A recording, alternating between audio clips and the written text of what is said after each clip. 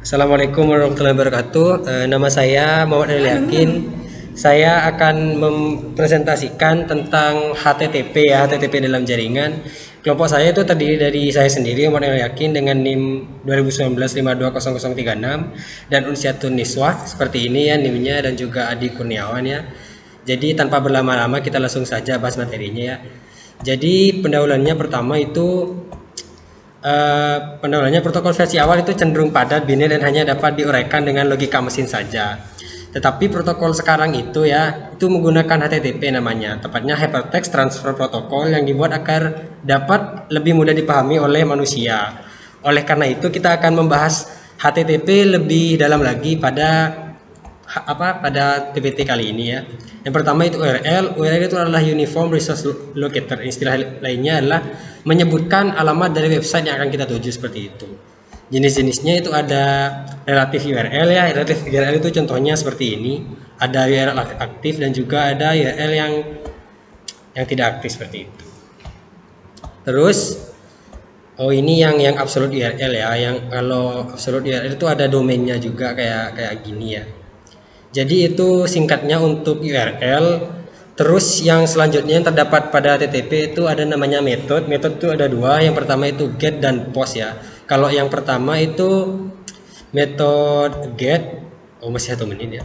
Method get itu adalah yang pertama dikirim dari permintaan HTTP-nya dan segera diikuti oleh header permintaannya. Sementara kalau post sendiri itu adalah metode yang dirancang untuk mendukung formulir pada web. Ketika formulir digunakan dengan metode get yang memang merupakan defaultnya, info-info yang diisi akan muncul di URL. Oleh karena itu, post method digunakan pada setiap pengisian formulir. Jadi kalau get itu dikirimnya lewat URL, sementara kalau post itu tidak. Jadi kalau kita mau buat formulir itu lebih idealnya kalau kita itu menggunakan post, tidak menggunakan get ya, karena kalau post itu kan nggak kelihatan.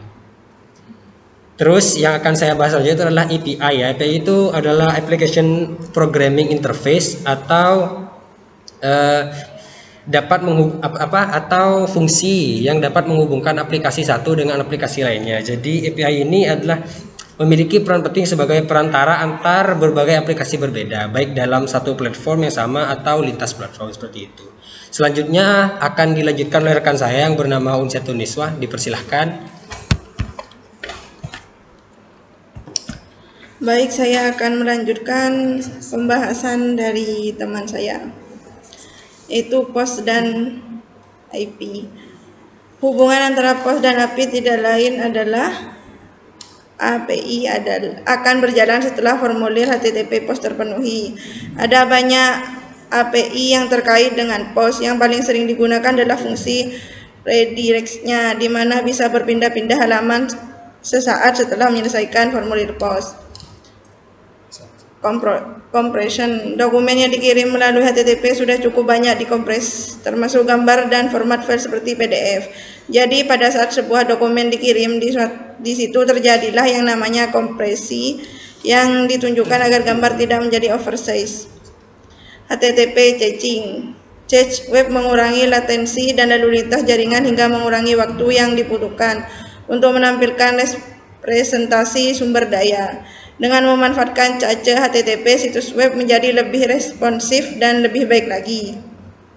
HTTPS encryption. Hypertext Transfer Protocol Square atau HTTPS adalah perpanjangan dari Hypertext Transfer Protocol.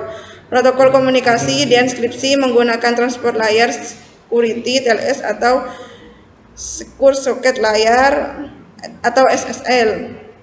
Oleh karena itu, protokol ini juga disebut sebagai HTTP melalui TLS atau HTTP melalui SSL. Untuk selanjutnya akan dilanjutkan oleh rekan saya, Adi Kurniawan. Baik, selanjutnya adalah HTTP